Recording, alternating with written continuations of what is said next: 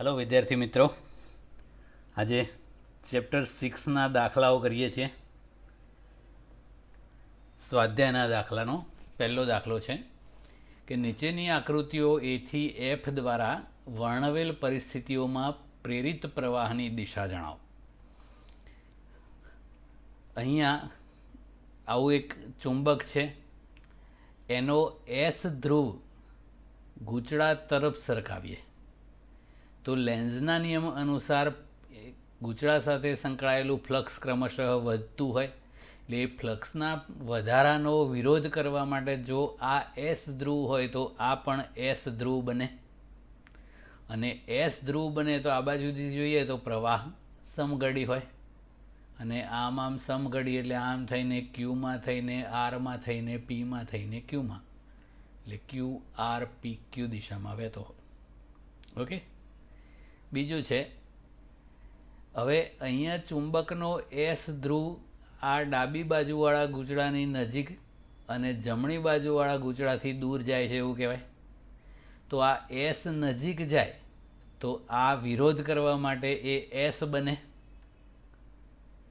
અને આ એન દૂર જાય એટલે સપોર્ટ કરવા માટે આ એસ બને. ઓકે, હવે આપણે અહીંયાથી જોઈએ આ સાઈડથી તો આ એસ છે એટલે પ્રવાહ સમઘડી હોય, એ સમઘડી એટલે આમ ક્યુમાં થઈને પીમાં થઈને આરમાં થઈને પાછો ક્યુમાં, ક્યુ પી આર દિશામાં. આ ગૂંચળાની વાત કરીએ તો આ બાજુથી જોઈએ તો અહીંયા પ્રવાહ સમઘડી છે, એટલે એ પ્રવાહ સમઘડી એટલે આમ એક્સમાંથી વાયમાં થઈને ઝેડમાં થઈને એક્સમાં જાય, એટલે એક્સ વાય ઝેડ દિશામાં હોય.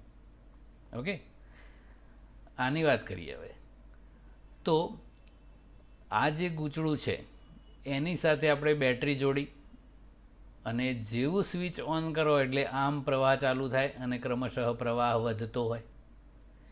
તો અહીંયાથી જોઈએ તો અહીંયા પ્રવાહ સમઘડી છે, અને સમઘડી છે એટલે આ સાઈડ છે એ એસ ધ્રુવ તરીકે વર્તે, અને એ વધતા પ્રવાહનો વિરોધ કરવા માટે આ પણ એસ બને, અને એની પાછળનું આ સમતલ છે એ એન બને. તો મિત્રો અહીંયાથી જુઓ તો આ એન એટલે પ્રવાહ વિષમગડી હોય, આમ તો એ વિષમગડી પ્રવાહ હોય એટલે અહીંયાથી એક્સ વાય ઝેડ આમ હોય, ઘડિયાળના કાંટાની ઊંધી દિશામાં આમ થાય ને, એટલે વિષમગડી પ્રવાહ થાય. ઓકે, હજુ છે. હવે આ આકૃતિ પ્રમાણે આ જે ગૂંચળું છે એમાંથી આપણે બેટરી મારફતે પ્રવાહ પસાર કર્યો, અને રિયોસ્ટેટને આમ સરકાવીએ એટલે રિયોસ્ટેટનો અવરોધ ઘટતો જાય અને આ ગૂંચળામાં પ્રવાહ ક્રમશઃ વધતો જાય. આ બાજુથી જોઈએ ડાબી બાજુથી તો પ્રવાહ આપણને વિષમગડી માલુમ પડે છે. પ્રવાહ વિષમગડી હોય એટલે આ એન ધ્રુવ તરીકે વર્તે, અને એ વધતા પ્રવાહનો વિરોધ કરવા માટે આ પણ એન ધ્રુવ બને. આ એન બને એટલે એનું પાછળનું સમતલ એસ ધ્રુવ તરીકે વર્તે. તો અહીંયાથી જુઓ તો આ એસ ધ્રુવ એટલે પ્રવાહ સમઘડી હોય, અને સમઘડી એટલે આમ ઝેડ વાય એક્સ ઝેડ આમ હોય, એટલે આ રીતે પ્રવાહ વહેતો હોય. આ કેસમાં જુઓ અહીંયા જેવી સ્વિચ ઓન કરીએ એટલે આ ડાબી બાજુવાળા સોલેનોઇડમાં પ્રવાહ ચાલુ થાય, આમ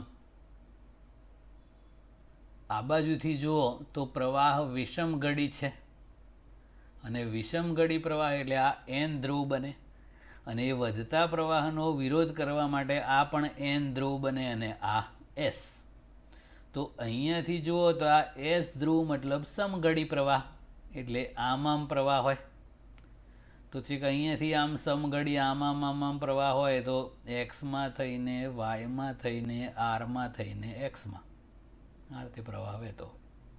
ઓકે, આની વાત કરીએ હવે. આ જે સુરેખ તાર છે એમાંથી પ્રવાહ વહે છે અને સ્થાયી દરથી ઘટે છે. પણ આપણને અહીંયા કેવો પ્રવાહ પ્રેરિત થાય એની વાત કરેલી છે. આ જે રિંગ બતાવી છે ને એમાં તો કોઈ પ્રવાહ પ્રેરિત ના થાય. કેમ કે આ તારમાંથી પ્રવાહ પસાર કરો તો આ જે તીર બતાવ્યું એ રીતે ચુંબકીય ક્ષેત્ર ઉત્પન્ન થાય. તો આ જે રિંગ બતાવેલી છે એમાં લંબરૂપે તો કોઈ ચુંબકીય ક્ષેત્ર પસાર થતું જ નથી, એટલે આની સાથે કોઈ ફ્લક્સ સંકળાતું નથી અને ફ્લક્સમાં ફેરફાર પણ ના થાય તો કોઈ ઈએમએફ કે કોઈ પ્રવાહ ઉત્પન્ન ના થાય. સળિયો આમ હોત તો થાત, પણ આ જે સળિયો અથવા તાર છે એ આ રીતે છે એટલે આ જે રિંગ બતાવી છે એના સમતલમાં જ ચુંબકીય ક્ષેત્ર હોય, એટલે એ સમતલમાંથી લંબરૂપે કોઈ ક્ષેત્ર રેખાઓ પસાર ના થતી હોય એટલે ફ્લક્સમાં ફેરફાર ના થઈ શકે, એટલે કોઈ ઈએમએફ કે પ્રવાહ ઉત્પન્ન ના થાય. સ્વાધ્યાયનો બીજો દાખલો છે. હવે આકૃતિ દ્વારા વર્ણવેલ પરિસ્થિતિઓમાં પ્રેરિત વિદ્યુત પ્રવાહની દિશા નક્કી કરવા માટે લેન્ઝના નિયમનો ઉપયોગ કરો. તો આપણને બે કેસ આપ્યા છે. પહેલા કેસમાં એક અનિયમિત આકારનો તાર છે અને એ વર્તુળાકારમાં ફેરવાય તો પ્રવાહ કઈ દિશામાં હોય તો આવું થાય. તો આવો અનિયમિત આકારનો તાર છે, વર્તુળાકારમાં ફેરવાય એનો અર્થ એવો થયો કે એના ક્ષેત્રફળમાં વધારો થાય. ક્ષેત્રફળમાં વધારો થાય એટલે ફ્લક્સમાં વધારો થાય એટલે એમાં પ્રવાહ પ્રેરિત થાય. તો આપણે લેન્ઝના નિયમનો ઉપયોગ કરવાનો છે. તો મિત્રો આ જમણા હાથનો નિયમ છે, પંજાનો નિયમ. આંગળીઓ ચુંબકીય ક્ષેત્રની દિશામાં રાખવાની, અંગૂઠો પ્રવાહની દિશામાં અને હથેળીમાંથી બહાર આવતો લંબ છે એ બળની દિશા આપે. હવે જો આ લૂપનું વિસ્તરણ થતું હોય તો ધારો કે આ એ બિંદુની વાત કરીએ તો એ આમ જતું હોય તો એનો વિરોધ કરવા માટે આમ બળ લગાડવું પડે, આની વિરુદ્ધ આમ. તો બળની દિશા આમ થઈ ગઈ. આપણે જોઈએ, જો બળની દિશા આમ થઈ ગઈ. આ જે બતાવ્યું છે એ બિંદુ આગળ એની વિરુદ્ધ. ચુંબકીય ક્ષેત્ર આ ચોકડી એટલે પૃષ્ઠને લંબ અંદર જાય છે. તો જમણા હાથના પંજાને આ રીતે ફેલાવો, આની જેમ જ. આ આંગળીઓ છે એ પૃષ્ઠને લંબ અંદર જતી હોય, હથેળીમાંથી બહાર આવતો લંબ બળની દિશામાં એટલે આમ થયો. તો અંગૂઠો આ દિશામાં રહેશે એટલે એ અંગૂઠાની દિશા છે એ પ્રવાહની દિશા થશે. તો પ્રવાહ આમ વહેવો જોઈએ અને આમ એટલે એથી ડી થઈને સી થઈને બી થઈને એમાં. તો આ રીતે પ્રવાહ વહેતો હોય વિષમગડી.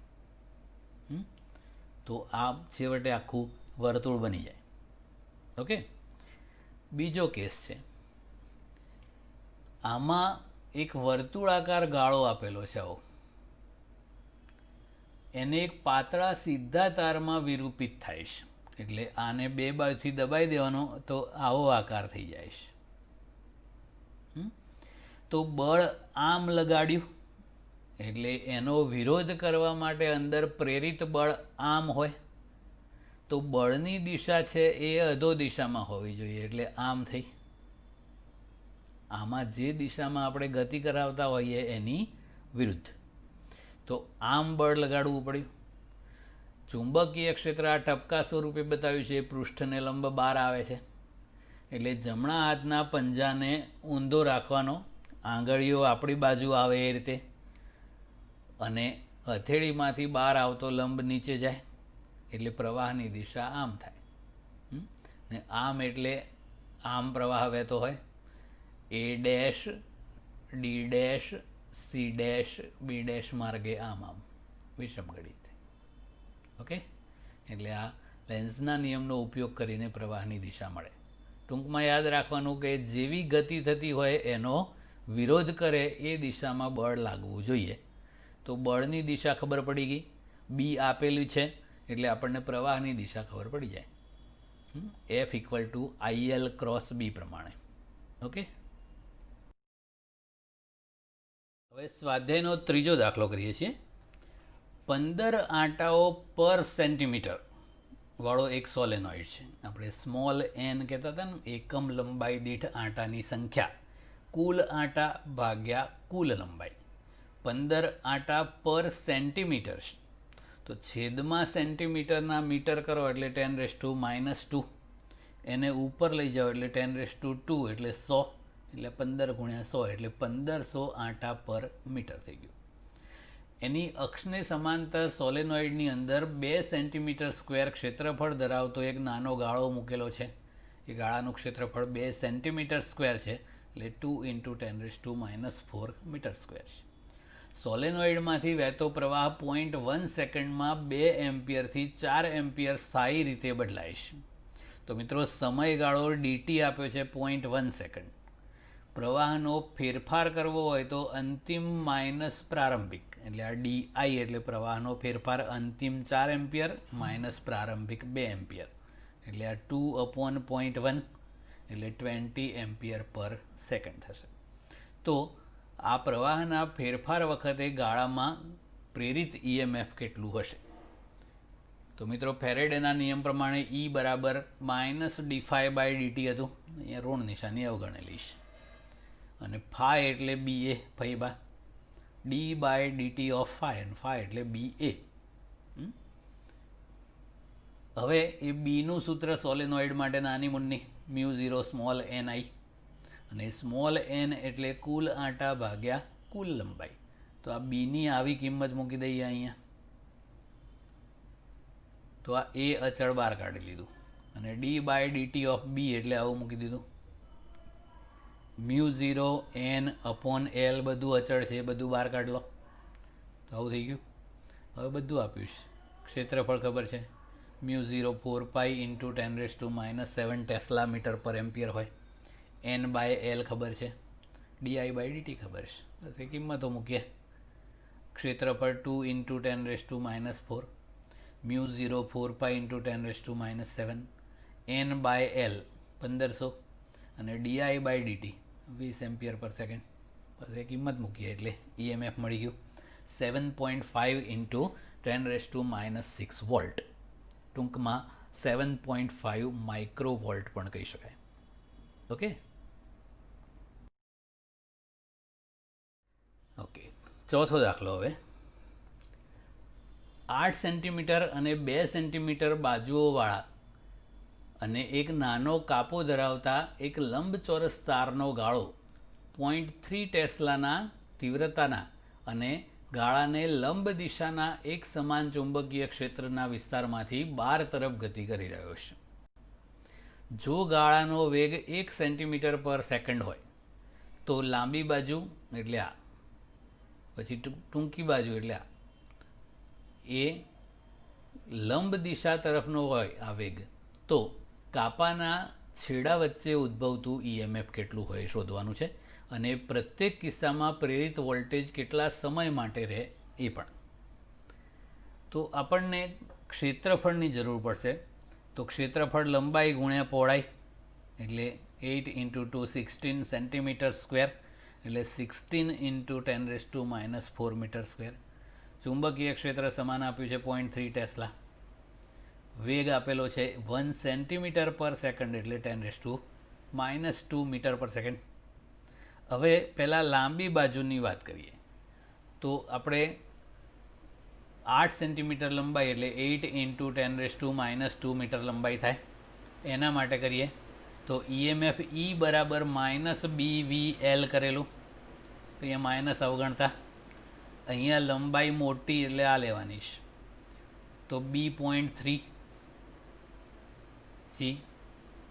વેગ આપેલો છે 10⁻², અને લંબાઈ 8 × 10⁻². તો આ કરો એટલે EMF મળી ગયું 2.4 × 10⁻⁴ વોલ્ટ. હવે એવું કીધું છે કે એ પ્રેરિત વોલ્ટેજ કેટલા સમય માટે રહેશે. તો મિત્રો આપણને વેગ ખબર છે, અંતર ખબર છે. તો વેગ બરાબર અંતર ભાગ્યા સમય કરી નાખો, એટલે સમય બરાબર અંતર ભાગ્યા વેગ. તો અંતર જે નાનાવાળું હોય એ લેવાનું, કારણ કે એને સમાંતરે પસાર થાય છે અને વેગ આપણને આપ્યો છે. બસ એ ગુણોત્તર કરો એટલે આપણને સમય મળી ગયો. એવું હવે ટૂંકી બાજુ માટે કરવાનું છે. તો ટૂંકી બાજુ 2 સેન્ટીમીટરની છે એટલે 2 × 10⁻² મીટર. EMF શોધવું હોય તો BVL B.3 ટેસ્લા, વેગ 10⁻² મીટર પર સેકન્ડ છે અને લંબાઈ હવે લીધી નાની 2 × 10⁻². તો EMF મળ્યું 6.6 × 10⁻⁴ વોલ્ટ. સમય પહેલાંની જેમ જ અંતર ભાગ્યા વેગ. તો અંતર લાંબુ કાપવાનું હોય, ટૂંકી બાજુ છે એ ચુંબકીય ક્ષેત્રને લંબ હોય એટલે આખું લૂપ છે એ ચુંબકીય ક્ષેત્રમાંથી બહાર કાઢવા માટે લાંબી બાજુ જેટલું અંતર કાપવું પડે. બસ આ સાદુરૂપ આપી દો એટલે 8 સેકન્ડ જવાબ. ઓકે. હવે સ્વાધ્યાયનો 5મો દાખલો કરીએ. એક 1 મીટર લાંબા ધાતુના સળિયાને લંબ અને કોઈ એક છેડામાંથી પસાર થતી અક્ષને અનુલક્ષીને 400 રેડિયન પર સેકન્ડની કોણીય આવૃત્તિ સાથે ભ્રમણ કરાવવામાં આવે છે. આ રીતે આ એની અક્ષ થાય અને આવો એક સળિયો છે એને આમ ફેરવવાનો છે ઓમેગા જેટલી કોણીય ઝડપથી. આ સળિયાનો બીજો છેડો એક વર્તુળાકાર ધાતુની રિંગ સાથે સંપર્કમાં છે. અક્ષને સમાંતરે 0.5 ટેસ્લાનું અચળ અને એક સમાન ચુંબકીય ક્ષેત્ર દરેક સ્થળે અસ્તિત્વ ધરાવે છે. આ જે બ્લુ બતાવેલું છે. તો કેન્દ્ર અને રિંગ વચ્ચે એટલે અહીંયા અને અહીંયા એટલે કે સળિયાના 2 છેડા વચ્ચે ઉત્પન્ન થતું EMF કેટલું હશે? તો મિત્રો સળિયો જો સુરેખ ગતિ કરતો હોત તો EMF E = BVL કરી દેતા, પણ આ તો આમ ભ્રમણ કરતો હોય તો આ છેડો તો સ્થિરનો સ્થિર જ રહે અને આ છેડો છે એ ઓમેગા જેટલા કોણીય વેગથી ભ્રમણ કરે. તો આનો વેગ રેખીય વેગ 0, આનો રેખીય વેગ V = R ઓમેગા પ્રમાણે કરીએ તો V = L ઓમેગા થાય. તો આનો વેગ 0, આનો L ઓમેગા એટલે સળિયાનો સરેરાશ વેગ કરવો હોય તો 2 વેગોનો સરવાળો ભાગ્યા 2. તો 0 + L ઓમેગા/2 એટલે L ઓમેગા/2.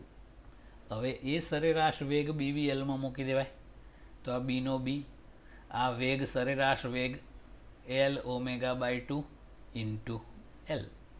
ઓકે, એટલે આ BL² ઓમેગા/2. બધું આપેલું છે. B 0.5 ટેસ્લા છે, L² એટલે 1 મીટરનો સ્ક્વેર 1, ઓમેગા 400 રેડિયન પર સેકન્ડ, સેકન્ડ ઇન્વર્સ પણ લખતા હોય છે, /2. સાદુરૂપ આપી દો એટલે 100 વોલ્ટ EMF સળિયાના 2 છેડા વચ્ચે અથવા આવું કહી શકાય કેન્દ્ર અને રિંગની ધાર એ 2 વચ્ચે ઉત્પન્ન થાય. ઓકે, પેલું આરાવાળો દાખલો હતો ને એના જેવું સેમ એ જ સૂત્ર. ઓકે, સ્વાધ્યાયનો દાખલા નંબર 6. 8 સેન્ટીમીટર ત્રિજ્યાના અને 20 આંટાવાળા ગૂંચળાને, ત્રિજ્યા 8 સેન્ટીમીટર એટલે 8 × 10⁻² મીટર અને 20 આંટા છે એટલે n = 20 છે. એ ગૂંચળાને એના ઉર્ધ્વ વ્યાસને અનુલક્ષીને 3 × 10⁻² ટેસ્લાના એક સમાન ચુંબકીય ક્ષેત્ર એટલે B આપેલું છે 50 રેડિયન પર સેકન્ડની કોણીય ઝડપથી ભ્રમણ આપવામાં આવે છે એટલે ઓમેગા આપ્યું છે. તો આ ગૂંચળામાં પ્રેરિત મહત્તમ અને સરેરાશ EMF મેળવો. જો ગૂંચળું 10 ઓહ્મ અવરોધ ધરાવતું હોય અને એવો એક બંધ ગાળો રચે તો ગૂંચળાના પ્રવાહના મહત્તમ મૂલ્યની ગણતરી કરો એટલે મહત્તમ પ્રવાહ, અને જૂલ હીટિંગને કારણે સરેરાશ પાવર વ્યયની ગણતરી કરો અને એ પાવર ક્યાંથી આવે છે એ સમજાવો. તો પહેલાં તો આપણે મહત્તમ EMFની વાત કરીએ તો આપણે E0 કીધેલું, નવાબ N ઓમેગા AB યાદ રાખવાનું, નવાબ. તો આ બધું આપેલું જ છે આપણને. અહીંયા ક્ષેત્રફળ વર્તુળાકાર ગૂંચળું હોય એટલે ક્ષેત્રફળનું સૂત્ર πr² થાય ને ત્રિજ્યા આપેલી છે. હવે કિંમતો મૂકી દઈએ. N આંટાની સંખ્યા 20, મિત્રો અહીંયા પાઈની કિંમત 22/7 મૂકેલી છે, આપણે 3.14થી ગણો તોય ચાલે. R² એટલે આ 8 × 10⁻²² બી 3 × 10⁻², અને ઓમેગા 50. બસ આ કિંમતો મૂકો એટલે મહત્તમ ઈએમએફ મળી ગયું. બીજું આપણને સરેરાશ ઈએમએફ માંગ્યું છે. તો મિત્રો, ગૂંચળું જ્યારે 360 ડિગ્રી ભ્રમણ કરતું હોય ત્યારે આપણે છેલ્લે પેલા જનરેટરની વાત કરી હતી એમાં કરેલું કે આ ઈએમએફનું સૂત્ર actually E0 sin omega T હતું. તો થીટાની કિંમત 0 હોય તો ઈએમએફ 0, પછી π/2 હોય ત્યારે મહત્તમ E0, પછી પાઈ થાય એટલે પાછું ઈએમએફ 0, પાછું 3π/2 થાય એટલે મહત્તમ E0, પાછું 2π થાય એટલે પાછું 0. 2 વખત મહત્તમ, 2 વખત 0 થાય, અને જે મહત્તમ થાય એ +E0 અને -E0 થાય. તો એ ચારે ચાર ઈએમએફનું સરેરાશ કરવું હોય તો 4 ઈએમએફનો સરવાળો ભાગ્યા 4 કરો.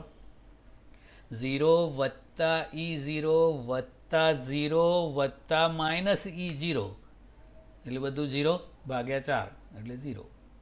તો એક ચક્ર દરમિયાન સરેરાશ પ્રેરિત ઈએમએફનું મૂલ્ય હંમેશા 0 હોય. ઓલ્ટરનેટિવ કરંટ હોય ને એટલે અડધા ચક્ર દરમિયાન ધન હોય, અડધા ચક્ર દરમિયાન ઋણ હોય. એવું બહુ ડિટેલમાં આપણે 7મા ચેપ્ટરમાં કરવાનું છે. ઓકે, હવે ગૂંચળું 10 ઓમ અવરોધ ધરાવે છે. તો પ્રવાહની ગણતરી કરો તો ઓમનો નિયમ, મહત્તમ પ્રવાહ પહેલાં ગણીએ તો I0 = E0/R.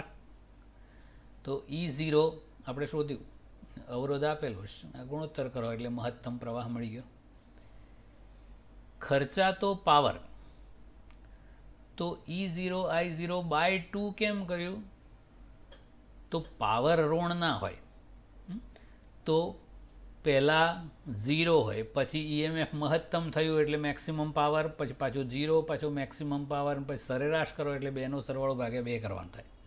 એટલે વાસ્તવમાં ખર્ચાતો જે સરેરાશ પાવર હોય એ મહત્તમ મૂલ્યના અડધા જેટલો હોય છે. તો હા, એ 4નો સરવાળો ભાગ્યા 4 કરવાનું છે. 0 મેક્સિમમ ભાગ્યા 4.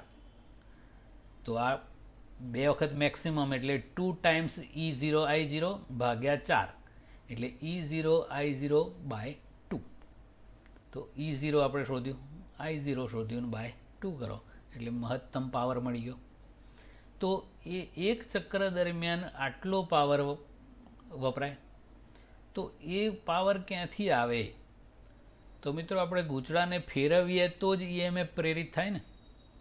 તો આપણે ગૂંચળાને ફેરવીએ બાહ્ય ટોર્ક આપીને, તો એ ગૂંચળું આપણા બાહ્ય ટોર્કનો વિરોધ કરે એવી દિશામાં અંદર પ્રેરિત ઈએમએફ ઉત્પન્ન કરતું હોય છે. તો એ ગૂંચળાને ભ્રમણ કરાવવા માટે આપણે જે ઉર્જા ખર્ચી અથવા તો જે યાંત્રિક પાવર આપણે પૂરો પાડ્યો એ પાવર ગૂંચળામાં વિદ્યુત પાવર સ્વરૂપે ઉત્પન્ન થયો. આપણે સાબિત પણ કરેલું કે યાંત્રિક પાવર અને વિદ્યુત પાવર સરખા હોય.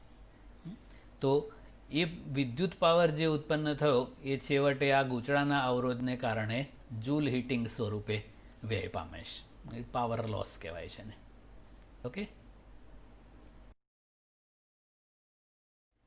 ઓકે હવે નેક્સ્ટ, પૂર્વથી પશ્ચિમ સુધી વિસ્તરેલ 10 મીટર લંબાઈનો એક સમક્ષિતિજ સીધો તાર. આપણે અહીંયા દિશાઓ બતાવી દઈએ, ઉત્તર, દક્ષિણ, પૂર્વ, પશ્ચિમ. UDPU યાદ રાખવાનું, ઉત્તર, દક્ષિણ, પશ્ચિમ, પૂર્વ. આવો એક સળિયો છે અંદર,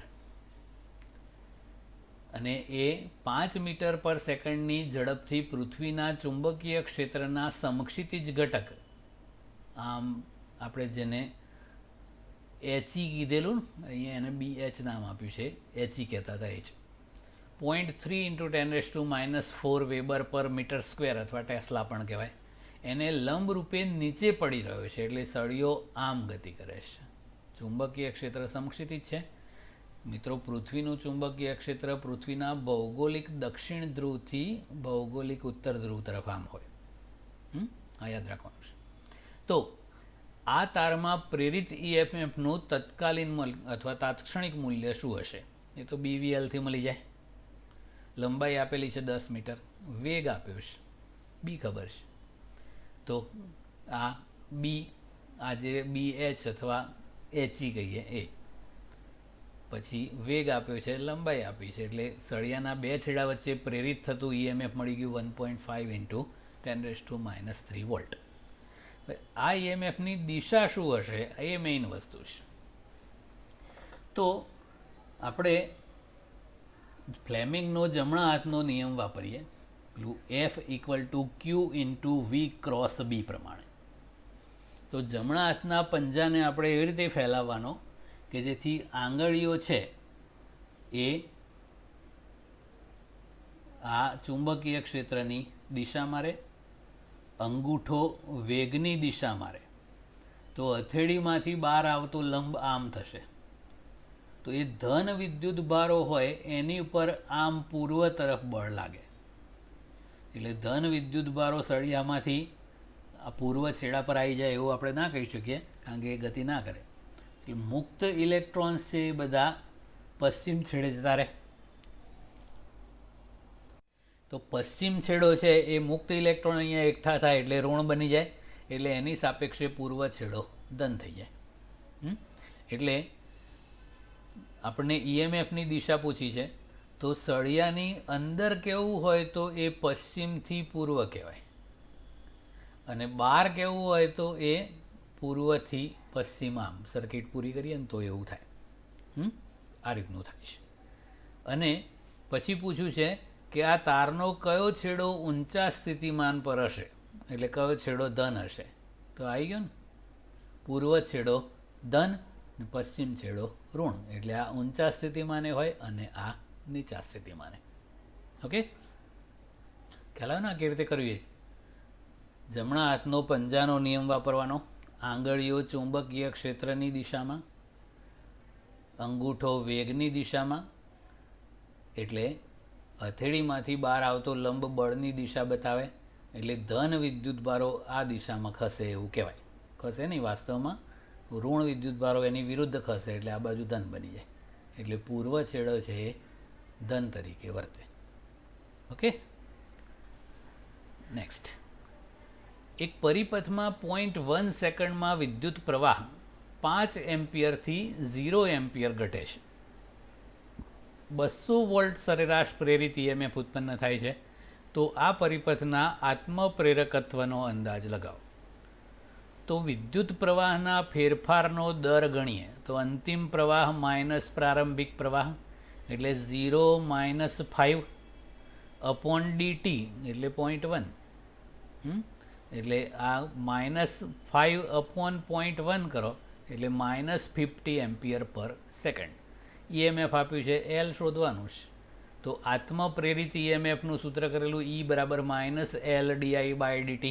અહીંયા ખાલી મૂલ્ય ગણીએ છીએ એટલે ઋણ નિશાની અવગણેલી છે, એટલે માનાંકમાં લખ્યું છે એટલે ખાલી મૂલ્ય છે. એલને કરતાં બનાવી દો, di/dt નીચે. ઈએમએફ 200 વોલ્ટ છે અને પ્રવાહના ફેરફારનો દર અહીંયા ખાલી મૂલ્ય લખ્યું 50, એટલે 4 હેનરી એનું આત્મપ્રેરકત્વ કહેવાય. આ આત્મપ્રેરકત્વનો એકમ છે હેનરી. ઓકે ઓકે, હવે નેક્સ્ટ દાખલો છે. પાસે રહેલા ગૂંચળાઓની જોડનું અન્યોન્ય પ્રેરકત્વ 1.5 હેનરી છે. એક ગૂંચળું હોય તો આત્મપ્રેરકત્વ હોય અને બે ગૂંચળાઓનું તંત્ર હોય તો અન્યોન્ય પ્રેરકત્વ હોય. બંનેનો એકમ સેમ જ છે, હેનરી. એક ગૂંચળામાં 0.5 સેકન્ડમાં પ્રવાહનો ફેરફાર 0 થી 20 એમ્પિયર છે. તો અન્ય ગૂંચળા સાથે સંકળાયેલ ફ્લક્સનો ફેરફાર શું હશે એ શોધો. તો અન્યોન્ય પ્રેરકત્વ એટલે મ્યુચ્યુઅલ ઇન્ડક્ટન્સ એમ આપેલું છે. વિદ્યુત પ્રવાહના ફેરફારનો દર, તો આ પ્રવાહનો ફેરફાર અંતિમ માઇનસ પ્રારંભિક એટલે 20 - 0 એટલે 20 ભાગ્યા સમયગાળો dt 0.5 એટલે 40 એમ્પિયર પર સેકન્ડ છે. તો અન્યોન્ય પ્રેરણમાં ઈએમએફ કર્યું હતું E = -m di/dt, ઋણ નિશાની અવગણેલી છે. અને બીજું ઈએમએફનું સૂત્ર ફેરેડેના નિયમ પ્રમાણે dϕ/dt એનું મૂલ્ય. આ બંને સરખાઈએ તો dt ઉડી જાય, તો dϕ = m di થઈ ગયું. પણ મિત્રો યાદ રાખવાનું કે આ પ્રવાહનો ફેરફાર પહેલા ગૂંચળાનો હોય અને આ ફ્લક્સનો ફેરફાર બીજા ગૂંચળાનો હોય. આપણે આ શોધવાનું છે. તો બંને આપેલું છે એમ 1.5 અને આ પ્રવાહનો માત્ર ફેરફાર લેવાનો ઉપરવાળો જ આ 20 - 0 એ ડીટીનો ઉપયોગ કરવાનો નથી. બસ તો આ ફ્લક્સનો ફેરફાર થઈ ગયો. પહેલા ગૂંચળામાં પ્રવાહમાં ફેરફાર કરો એટલે બીજા ગૂંચળા સાથે ફ્લક્સ સંકળાયાનો ફેરફાર આ રીતે મળે. ઓકે. અને લાસ્ટ દાખલો છે. એક જેટ વિમાન 1800 કિલોમીટર/અવરની ઝડપે પશ્ચિમ તરફ ગતિ કરે છે. તો મિત્રો 1800 કિલોમીટર/અવર છે એટલે એને ગુણ્યા 1000 ભાગ્યા 3600 એવું ના કરવું હોય તો આ 5/18 એ બે સેમ જ વસ્તુ છે મીટર પર સેકન્ડમાં ફેરવવા માટે. એટલે આ 500 મીટર/સેકન્ડ છે. જો આ સ્થાને પૃથ્વીના ચુંબકીય ક્ષેત્રનું મૂલ્ય 5 × 10⁻⁴ ટેસ્લા હોય. આ પૃથ્વીનું કુલ ચુંબકીય ક્ષેત્ર આપેલું છે આપણને, પણ આપણે અધો દિશાનું યાદ રાખવાનું છે. ડીપ એંગલ 30 ડિગ્રી છે. જો પાંખોના છેડાઓ વચ્ચે 25 મીટરનો ગાળો હોય, એટલે એ લંબાઈ આપેલી છે 25 મીટર, તો એમની વચ્ચે ઉત્પન્ન થતા વોલ્ટેજનો તફાવત એટલે EMF શોધવાનું છે. તો E = BVL. તો અહીંયા આપણે ZEની જરૂર પડશે. તો મિત્રો ZEનું સૂત્ર હતું ZE આ ZE એટલે પૃથ્વીના ચુંબકીય ક્ષેત્રનો જે ઉર્ધ્વ ઘટક હતો ને, સમક્ષિતિજ ઘટકને HE કહેતા હતા, ઉર્ધ્વ ઘટક ZE કહેતા હતા. પ્લેન સમક્ષિતિજ હોય એટલે એને લંબ ચુંબકીય ક્ષેત્ર છે એ ઉર્ધ્વ ઘટક ZE વાપરવાનો. પણ આપણને જે આપેલું છે તો કુલ ચુંબકીય ક્ષેત્ર આપ્યું છે ને, આ ZE નથી આપ્યું. આ જે આપેલું છે એ તો કુલ ચુંબકીય ક્ષેત્ર આપ્યું છે, બી આપેલું છે. આપણે એના પરથી ZE શોધવું પડે. તો ZE એટલે તો BE sin I. I શું છે? ડીપ એંગલ છે. વેગ આપેલો છે અને લંબાઈ આપી છે. હવે તો બધું આવડી ગયું. BE 5 × 10⁻⁴ tesla. sin I એટલે sin 30 1/2 થશે. વેગ ક્યાં આપેલો છે? હા, 500 મીટર/સેકન્ડ આ, અને L 25 મીટર છે. એ બધી કિંમત મૂકી દો એટલે 3.1 વોલ્ટ. ઓકે. એટલે આ પ્લેનના બે છેડા વચ્ચે, એટલે પાંખોના બે છેડા વચ્ચે પ્રેરિત થતું EMF થયું. Okay, that's it.